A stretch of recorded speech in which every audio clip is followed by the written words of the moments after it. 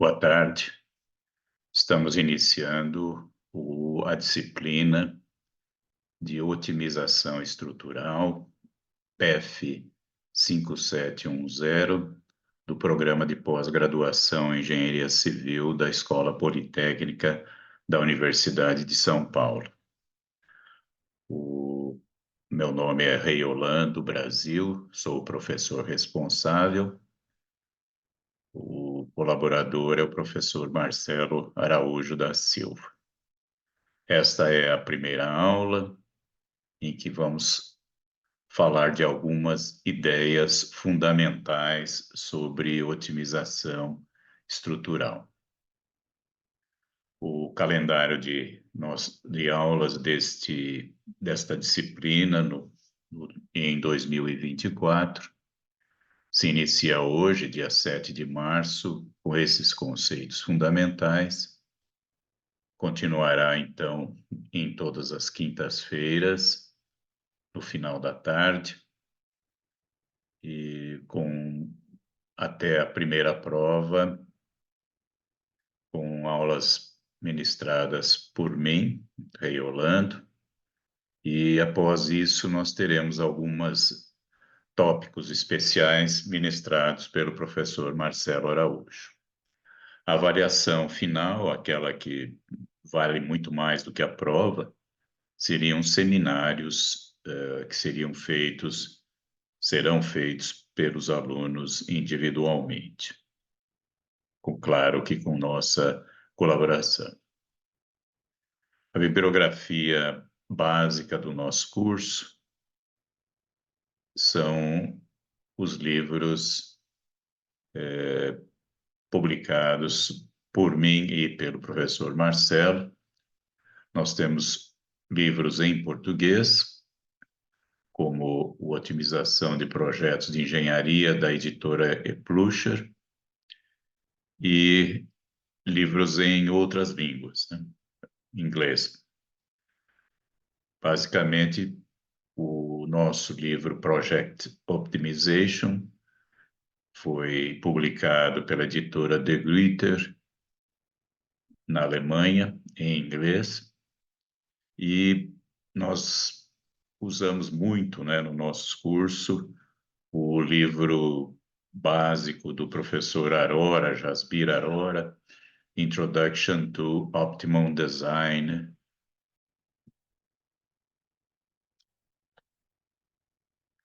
Vamos então à introdução do curso. Otimização é um processo de se determinar entre várias opções de um objeto aquele que é melhor dentro de certos critérios de escolha e limitação, principalmente recursos, né, disponíveis. O projeto que atende a isso seria chamado de projeto ótimo. O processo tradicional para se chegar nesse projeto ótimo se baseava normalmente no sentimento, no conhecimento profissional de cada pessoa envolvida, no nosso caso, os engenheiros, né? O processo que nós vamos trabalhar aqui é mais estruturado, né? Ele baseia-se em princípios matemáticos. Nós temos que, normalmente, adotar um projeto inicial e o aprimoramento desse projeto não mais depende apenas da nossa experiência, mas de um algoritmo matemático de otimização. O que espera-se, né, leve a soluções seguras e mais econômicas em um tempo relativamente curto, né? Não teria que usar o procedimento de força bruta, né, de tentativa e erro que se fazia até pouco tempo. Isso, obviamente, é facilitado pelos recursos computacionais disponíveis atualmente. Aqui, só para motivar, vocês têm aqui uma chapa metálica quadrada com uma carga pendurada aqui nesse canto direito baixo. A chapa tem uma espessura, né, constante, mas a gente poderia melhorar esse projeto, tentar economizar mais, pensando na distribuição das tensões que aparecem. Então, aqui tem um mapa das tensões e você, e depois, então, de aplicada a otimização, a gente acaba chegando numa estrutura que seria ótima para esse carregamento, né? Onde somente os quadradinhos aqui mais solicitados é que continuariam com a espessura original. Os outros poderiam ou ser eliminados ou ter uma espessura bem menor.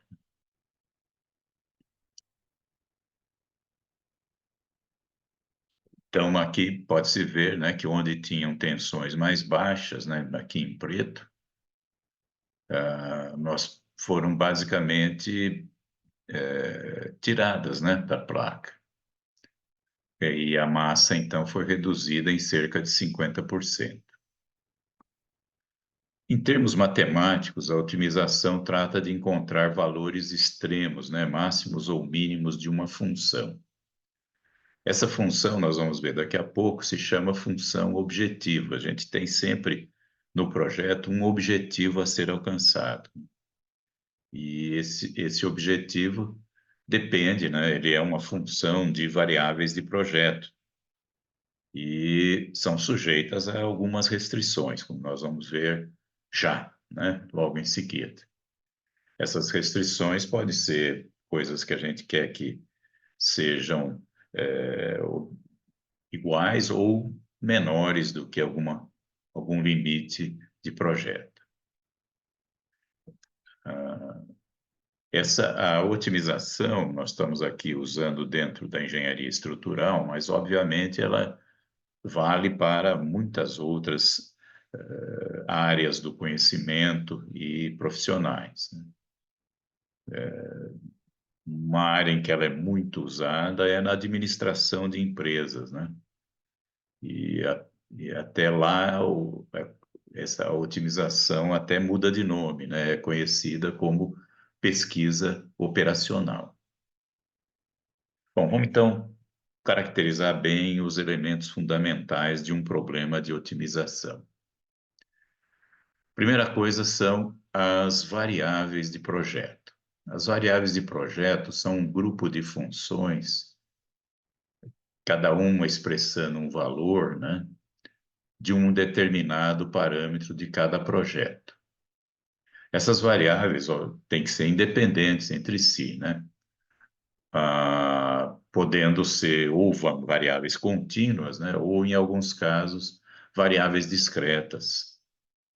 Se a gente pegar como exemplo uma viga de seção transversal, H de altura, BW de base, nós poderíamos dizer que esses dois valores, a altura e a base, são variáveis de projeto. Se a gente variando esses dois valores, nós temos vários projetos possíveis. E a otimização vai procurar o melhor projeto, então, e, portanto, o melhor dupla de base e altura para o problema. Então, nós teríamos no nosso processo que achar essas duas variáveis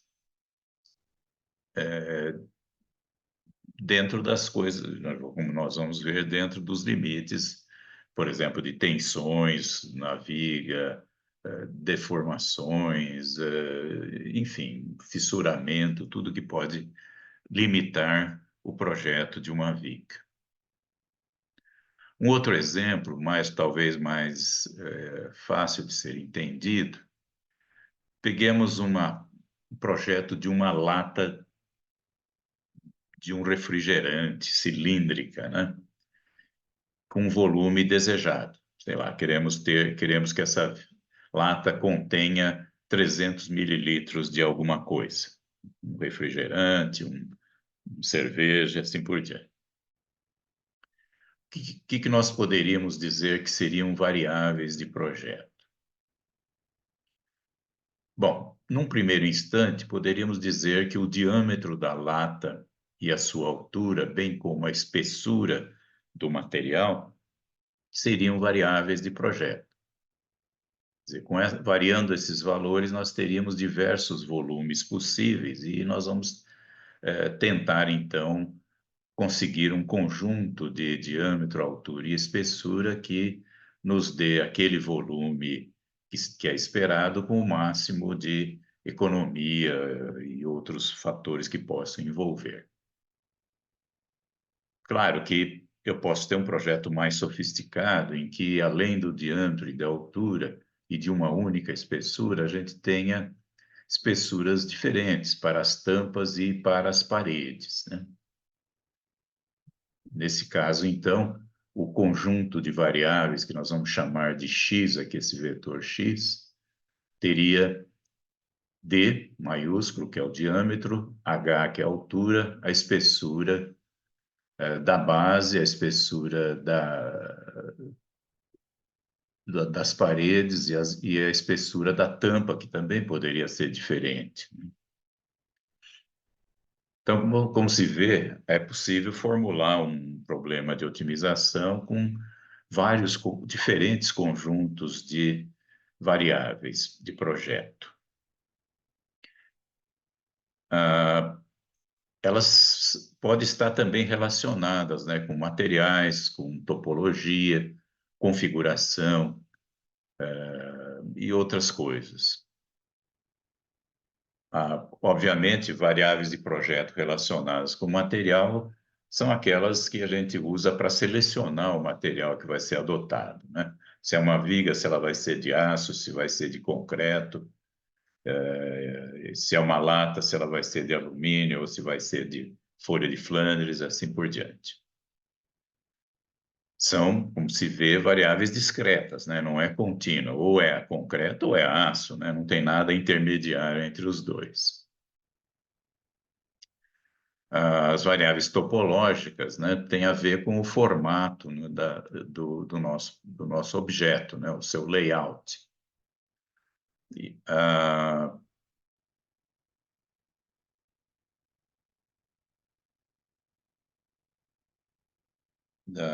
e às vezes a coisa fica um pouco confusa, né? Por exemplo, o perfil de aço a ser adotado num projeto de estrutura metálica pode ser considerado uma variável topológica, mas também pode ter uma outra interpretação. Então, isso é uma parte fundamental, inicial, na hora de se propor um problema de otimização, né? Escolher bem, né, as variáveis de projeto, de forma que se possa implementar o cálculo, né? E que o projeto final seja prático. Ah, em geral, aumentar o número de variáveis de projeto pode levar a um projeto melhor, né? Um projeto mais detalhado. Mas é lógico que isso também complica a nossa implementação. Então, como já foi dito, nós vamos representar as nossas variáveis de projeto por um vetor X. Aqui nesse curso, os nossos vetores serão representados por letras minúsculas em negrito, né? Então, esse X minúsculo negrito aqui é um vetor que contém, né, as nossas variáveis de projeto, né? X1, X2, X3, e até N, seja um N o número total de variáveis de projeto. No caso de variáveis de projeto discretas, né, aquelas que não são contínuas, né, elas também serão contidas num vetor desse formato aqui, em que nós teríamos aqui dentro, né, os valores discretos e que que aquela variável de projeto pode assumir, né? Então,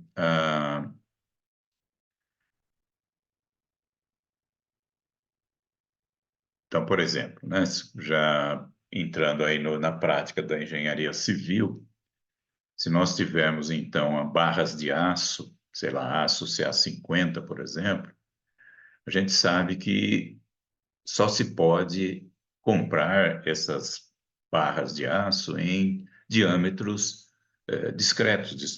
Não se pode comprar qualquer diâmetro que nós quisermos, né? Então, quando nós fazemos um cálculo, achamos uma certa área de aço necessária, um AS, né? Nós vamos procurar uma certa quantidade de barras que forneçam, no mínimo, aquela área, né? Com os diâmetros disponíveis, né? Então, como já, nesse caso, vocês têm os 6,3 milímetros, 8 milímetros, 10 milímetros, 12,5 milímetros, 16 e assim por diante, né? 6,3 antes, né, do sistema métrico ser adotado aqui na engenharia civil no Brasil, era o 1/4 de polegada, né? 8 milímetros era o 5 oitavos, 10 milímetros era o 3 oitavos, 12,5 era meia polegada e assim por diante. A mesma coisa acontece, por exemplo, com bitolas de fios, né, elétricos. Antigamente se usava as bitolas do padrão americano, né, American Wire Gauge, AWG, que não tinham nada a ver com diâmetro, né, era um número que especificava um certo diâmetro. Agora a gente está usando aqui no Brasil, ainda não usamos diâmetros, a gente usa áreas, né, de seção transversal dos cabos. Por exemplo, 4 milímetros quadrados, coisas desse tipo. Bom, tendo então essas funções chamadas variáveis de projeto definidas, né, aquilo que a gente pode variar para mudar o nosso projeto, nós agora temos que definir uma função objetivo ou função custo, como é chamada às vezes. Essa função, ela nos vai dar um número, né, um valor que nos diz se esse projeto é melhor ou pior que um outro projeto com outros valores das variáveis de projeto. Vamos de novo em estruturas civis, o nosso problema, né? Uma coisa que a gente está sempre preocupado é com o peso da nossa estrutura, que está relacionado com a massa de material que nós estamos utilizando naquela estrutura. É, é um número até fácil, né, de se determinar, né, a massa ou o peso de uma estrutura. E esse valor está diretamente relacionado com o custo, né, dos materiais empregados. Se todos os outros fatores envolvidos na construção não mudarem, né, tais como fabricação, transporte, montagem, manutenção, etc., o peso, a massa é um valor que indica o custo, né, da estrutura. Se não, às vezes pode não ser, né? Vamos imaginar, por exemplo, o concreto pré-moldado, né? Existe um problema bastante sério no custo de transporte, né, de peças de concreto que são muito pesadas, né?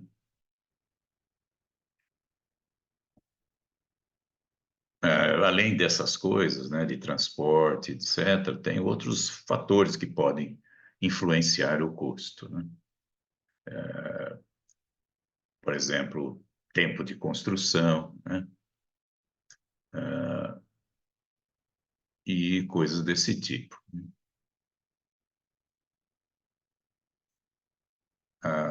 O que a gente normalmente não quer evitar, né, é a ruptura da nossa estrutura, né, ou a inutilização dela por algum problema de servicibilidade, né? Então, vocês todos sabem, os conhecem as expressões de estado limite último, no que está relacionado com a ruína, né?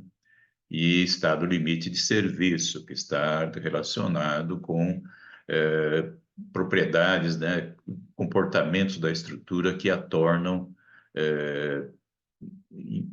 enfim, não utilizável na prática, embora ela não caia, né?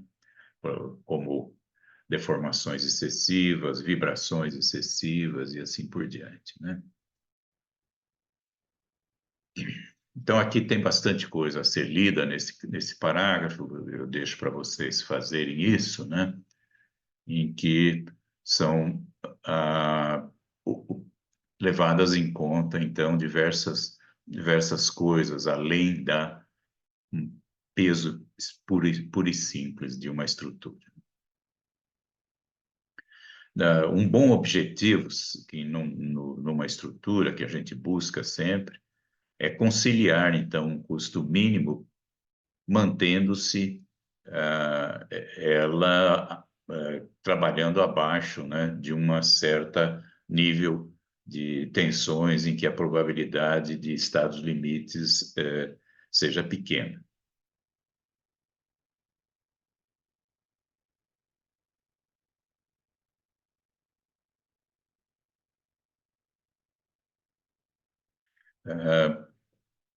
Também antes de se tentar formular, então, esses fatores envolvidos no processo de dimensionamento, é importante saber se eles de fato têm influência sobre a solução, né? A gente não deve, né, montar uma função objetiva que seja geral demais, né?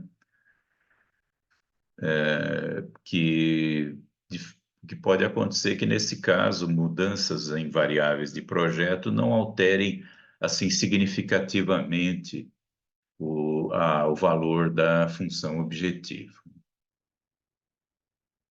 Então, a função objetivo deve conter, então, os fatores que forem mais importantes, né, no dimensionamento e no custo da estrutura. Há casos que nós não vamos ver aqui no curso de tentar, né, ser desejável minimizar ou maximizar várias funções objetivos simultaneamente. Esse tipo de procedimento é chamado de otimização multicritério, ou otimização com objetivos múltiplos. Isso seria definido como determinar um vetor de variáveis de projeto que satisfaça as restrições e otimize um vetor função cujo componente são diversas funções objetivas. Então, agora, em vez de uma única função objetiva, como vocês estão vendo, a gente tem várias funções objetivo que constituem aí um vetor também, né? Um vetor de funções objetivas. O que normalmente acontece é de haver conflito, né, entre esses objetivos. Só como exemplo, pensem no custo da estrutura.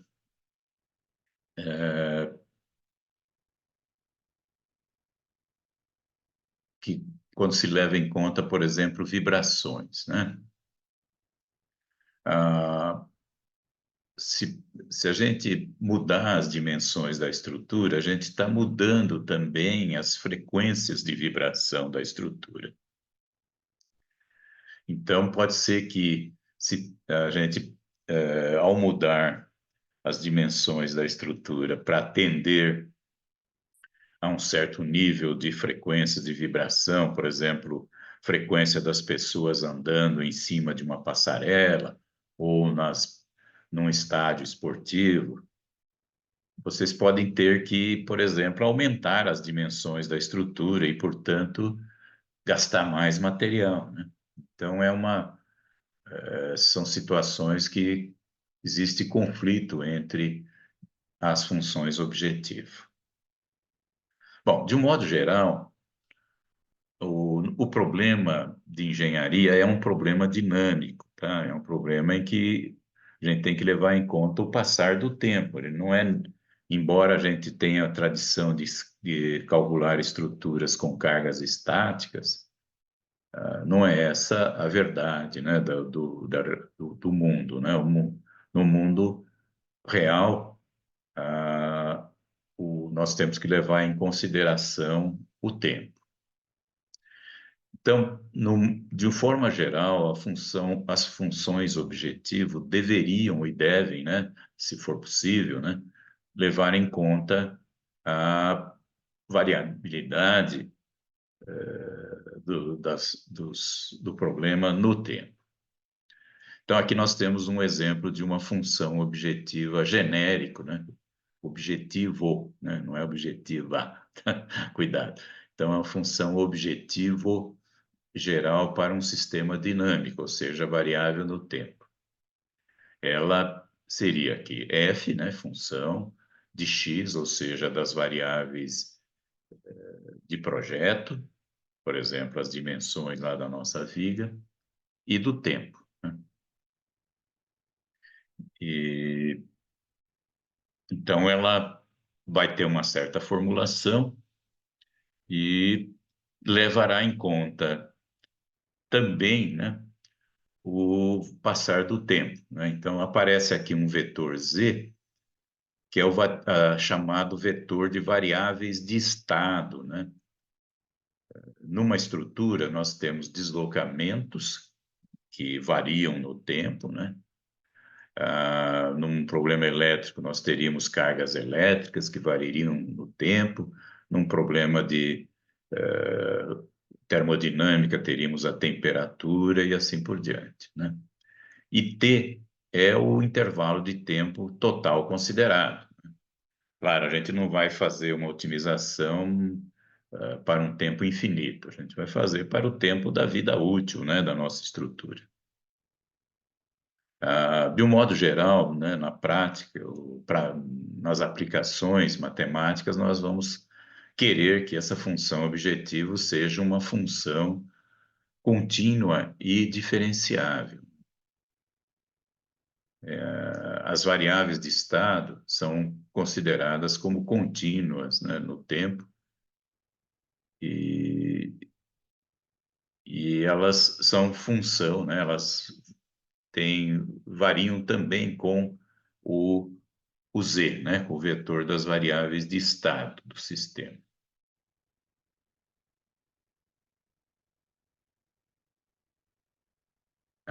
Então, no nosso caso, nós teríamos uma equação do movimento, né, que vocês talvez já tenham visto em dinâmica de estruturas. Em dinâmica de estruturas, nós temos as forças elásticas, que dependem dos deslocamentos, né? Nós temos as forças de inércia, que dependem das acelerações, e temos as forças dissipativas de energia, que em geral dependem das velocidades.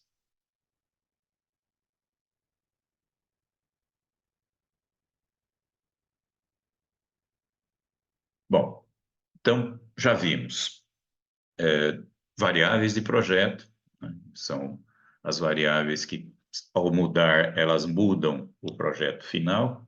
Né?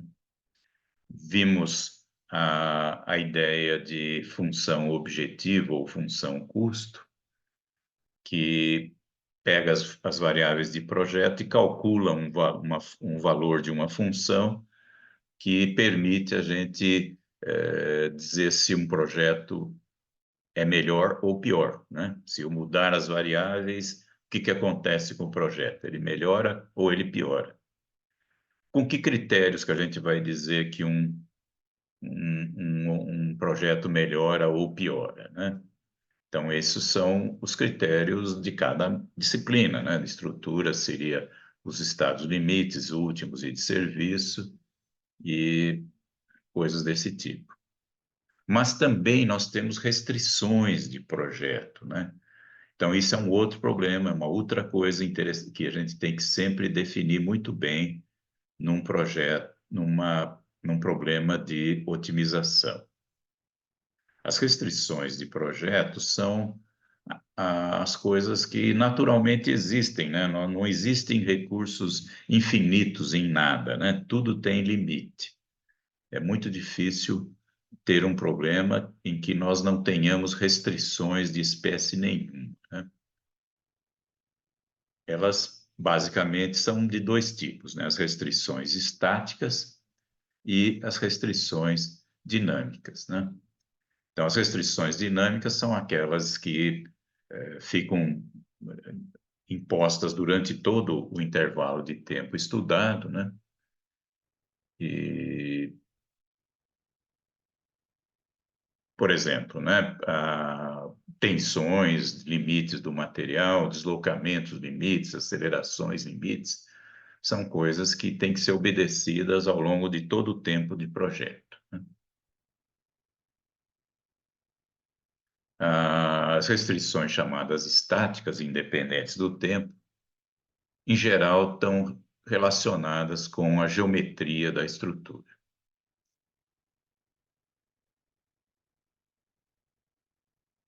Então, de uma forma geral, né, nós temos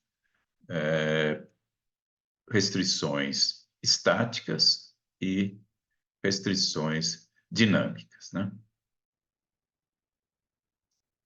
Então, o nosso problema padrão de otimização, ele tem uma estrutura que sempre tem que ser respeitada, tá? Essa que está aqui é muito simples, né? A gente começa com um projeto inicial, né? Um chute, a palavra é ruim, mas é essa mesmo, né? Um chute inicial de projeto. Nós usamos aí um algoritmo de otimização para melhorar esse projeto. Se esse projeto atingiu, então, um critério qualquer de parada que nós tenhamos definido para aquele projeto, nós temos um projeto ótimo. Senão, nós temos que mudar o projeto para conseguir, então, otimizar o problema.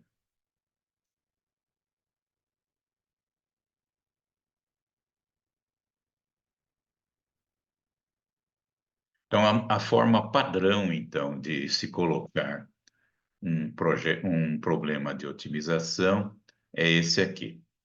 Seja um problema definido pelos valores de um vetor de n variáveis de projeto. Então, primeira coisa, vamos escolher as variáveis de projeto. Está aqui nesse vetor x minúsculo negrito, né?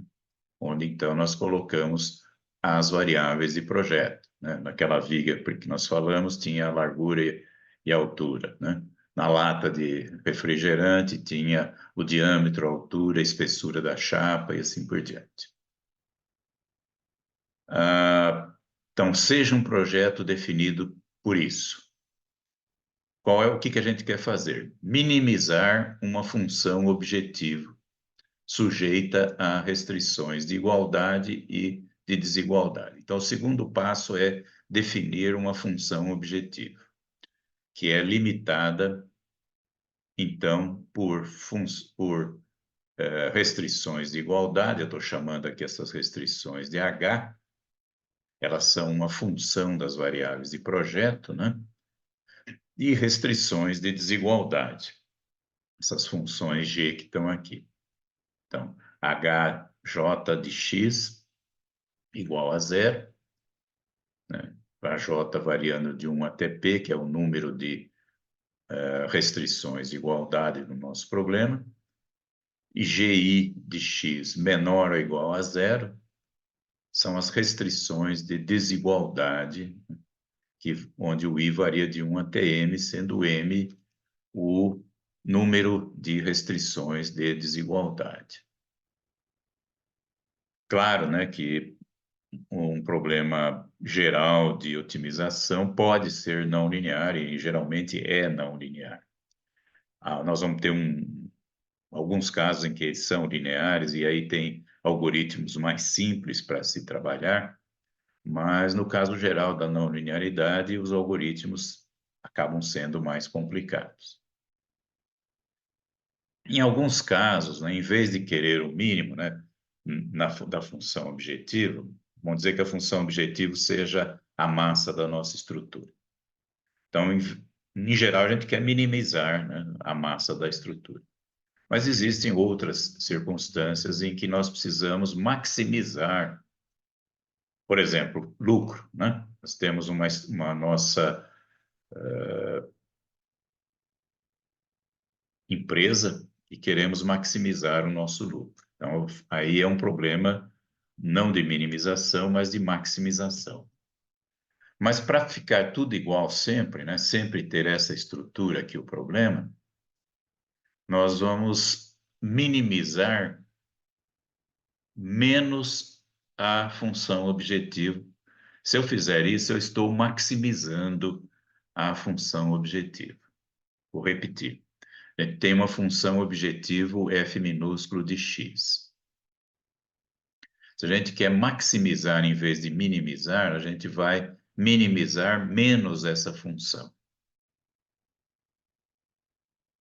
Em alguns casos, né, em que a gente tem poucas variáveis de projeto, nós vamos ter, existem até métodos muito simples, métodos gráficos que permitem a gente fazer essa maximização ou minimização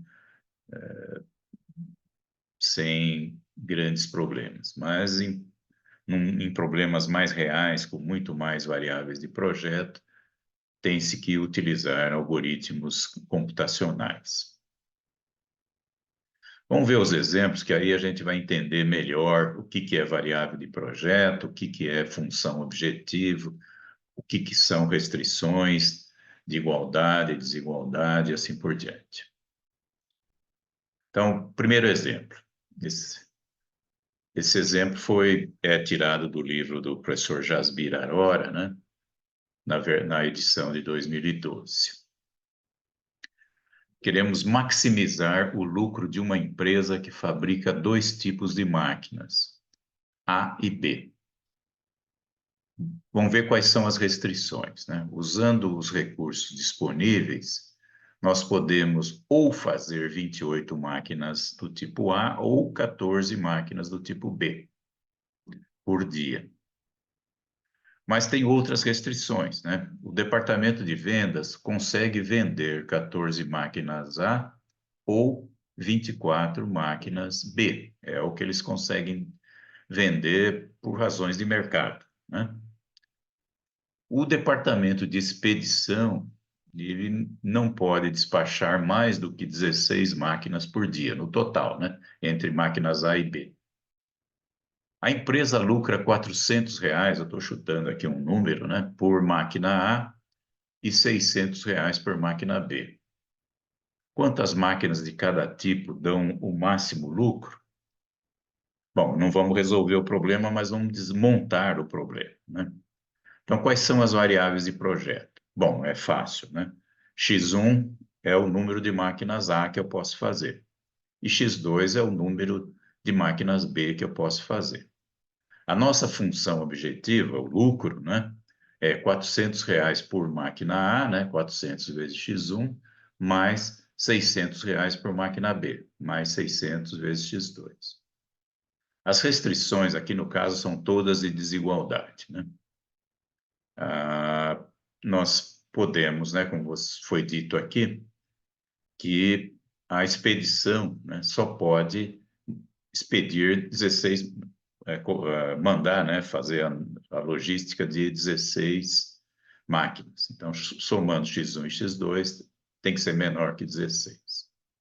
Para colocar no formato que a gente quer, a gente vai colocar tudo do lado esquerdo e vai ficar, então, menor ou igual a zero, né? Então, essa é a nossa G1.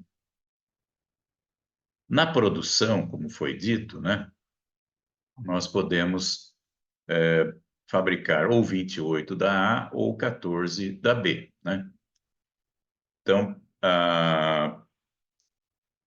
fazendo aqui umas continhas, a gente coloca nesse formato aqui. X1 sobre 28 mais X2 sobre 14 menor ou igual a 1. Passando um para o outro lado, a gente fica com a G2, né? X1 sobre 28 mais X2 sobre 14 menos 1 menor ou igual a zero. Vendas, também a mesma coisa, né? Nós podemos vender até 14 máquinas A e até 24 máquinas B, né? Então, fazendo essas continhas, chegamos nessas outras restrições aqui de desigualdade.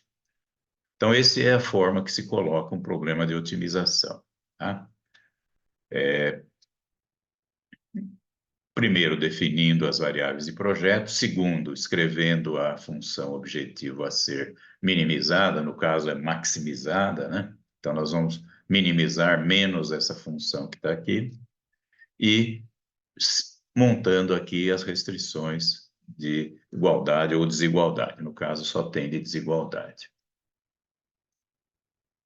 Aqui um outro problema, né? Nós temos um tubo, seção transversal dele, então, é uma seção anular, e anular quer dizer em forma de anel, né?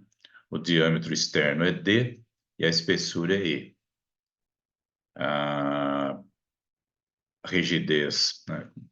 Ou seja, para calcular o deslocamento aqui na ponta, eu preciso da rigidez, K, que é 3EI sobre L ao cubo, em que E é o módulo de elasticidade longitudinal da peça e I é o momento de inércia, e L é o comprimento da viga. A massa devida ao peso próprio da viga, nós podemos estimar que seja 1/4 da massa total colocada aqui na ponta. É uma estimativa, tá? Na verdade, o número correto é um pouquinho menos que 1/4, 0,23 da massa total, aproximadamente. E nós queremos calcular a frequência de vibração dessa viga, desse tubo. Em dinâmica de estruturas, a gente descobre que a função tem a ver com a raiz quadrada da rigidez sobre a massa.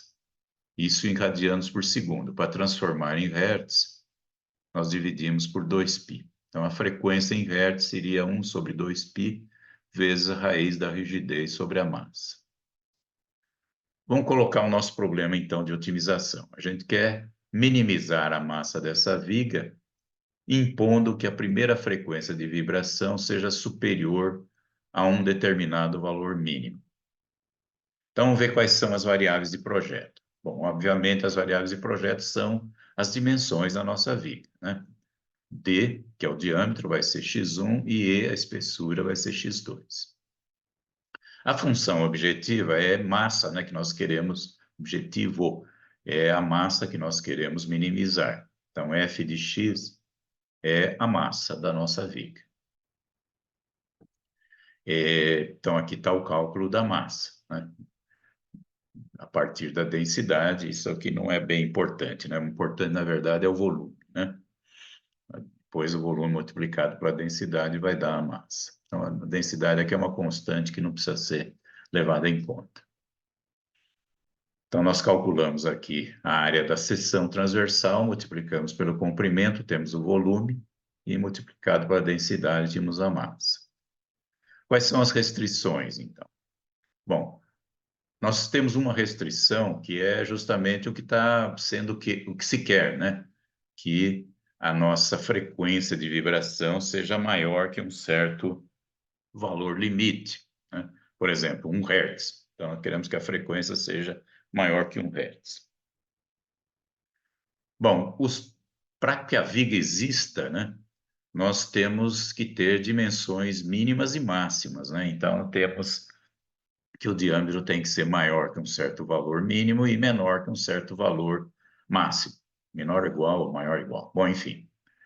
E a espessura também, a mesma coisa. Ela tem um valor mínimo e tem um valor máximo que aqui está considerado como sendo metade do diâmetro.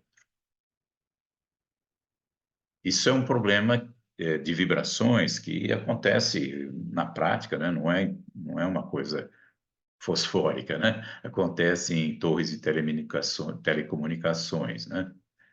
Em que um valor de frequência de 1 Hz é definido, né, como um limite, né? Em torres de energia eólica e assim por diante. Em passarelas, né, que nós queremos definir uma frequência que para que as pessoas, ao passar das pessoas, não seja desconfortável, né? E coisas desse tipo.